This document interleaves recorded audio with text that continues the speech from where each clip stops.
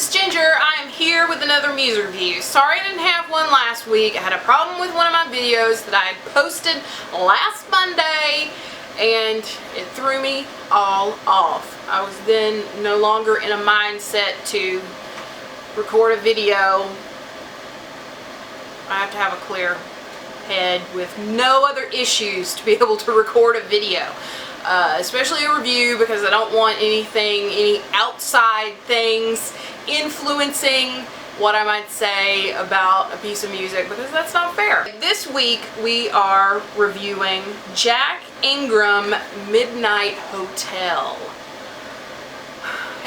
Jack Ingram, if you don't know, he's huge here in Texas. He's had some national hits. He's kind of considered country, but I consider him more Americana. I enjoy him. He's in the singer-songwriter vein. He is a really great songwriter. And what I love about this album, and I do love this album, is it even says that in the liner notes that this record was recorded with everybody in the same room. Let me find it. We made this record playing music together all in one room. We could all hear each other without headphones on. We could all see each other without looking through walls of glass or borders of any kind. A group of musicians listening to music and playing them with the only intention of giving the music what it needs to become something worth giving away. What we came up with is as close as I've come to getting the sound in my head onto tape as any music I've made. And all of these songs also, he writes on here, that all the songs were written, worked on, started, finished, lost, and found, and recorded around midnight, and in and out of some motels on the road. So that's what I really like about this album. It was recorded all in one room. You can tell it was recorded all in one room. It really sounds like a jam session. And also, they didn't edit out a lot of the stuff that was in between the songs or before the songs, like the people talking to each other, all the musicians talking to each other. I really liked this. It was not an overly produced sound, because it was all basically recorded live in the studio. I love it when the recording is as pure as it possibly can be, because, you know, there's something to be said about production value and things like that, but you know, and you can do nice effects and things like that, but also there's something just as beautiful about a pure sound, a pure voice, a pure guitar, without having to go through all these processes and filters and things like that when you produce things. It's very mellow. It's a very chill sort of album, and I think it is because it was all recorded, all the musicians were together all in one room. It felt very mellow, very chill, it's probably an odd term, but very conversational in a way.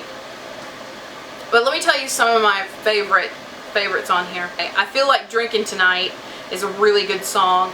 I also liked Blaine's Ferris Wheel, and the cut that's just before that is Jack Ingram telling the story of this Blaine person who is a promoter and club owner, or was a promoter and club owner in San Angelo, Texas. So he's telling a story about how the song Blaine's Ferris Wheel came about. I also love Nothing to Fix, which is a really great song. And another thing that I love about this album too is that it has the very elusive feature of having all of the lyrics in the liner notes, which I love. So in the one song called Nothing to Fix, let me find the page, it says, and this is something that applies to everybody and anybody, and some of these words really could apply to some of the people on YouTube. You know who I'm talking about. You know what I'm talking about. So, here is the first lines of the song. Nothing to fix. Don't try to sell what you wouldn't buy. You'll go to hell for telling a lie. Don't write a song that you wouldn't sing. The only thing wrong is everything. Don't start a fight you know you can't win. A hook left or right still hits the chin. Don't light a match and think it won't burn. Fires just catch. When will you learn? So there you go. It has a good message, basically. And it said there's nothing to fix if there's nothing broken. All you have to be is all you are to me. So I really like the song. But those first few lines really spoke to me, especially in this day and time where people will promote things that they don't necessarily believe in. Alright, some of the other songs that I enjoy are I'm Drinking Through It. That's a really great song too. Yeah, there's a lot of drinking songs on here, but hey, that's what some good music is. It's about heartbreak, heartache, joy, the little things in life. I'm drinking through it. It says sometimes you realize there ain't a damn thing you can do. I've tried everything, but there just ain't no pleasing you. We've gone round after round now. You're shutting it down. Go ahead, break us in two, walk out the door, and believe that I'm broken and blue. And it has a curse word in here. You fixed me, you effed me. You hate me, you love me, you drive me right out of my mind. I could bitch, I could cry, I could lay down and die, but that ain't gonna happen tonight. There's nothing to it. I'm drinking through it. So, I enjoyed that song too.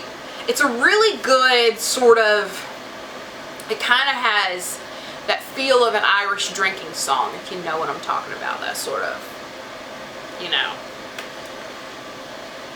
You probably don't, but I know what I'm talking about. That's just a highlight of some of the songs that really stuck out to me. I enjoyed this whole thing. This is an album that needs to be listened to from beginning to end because it has that stuff that they left on there that were between the songs, that were at the end of the songs.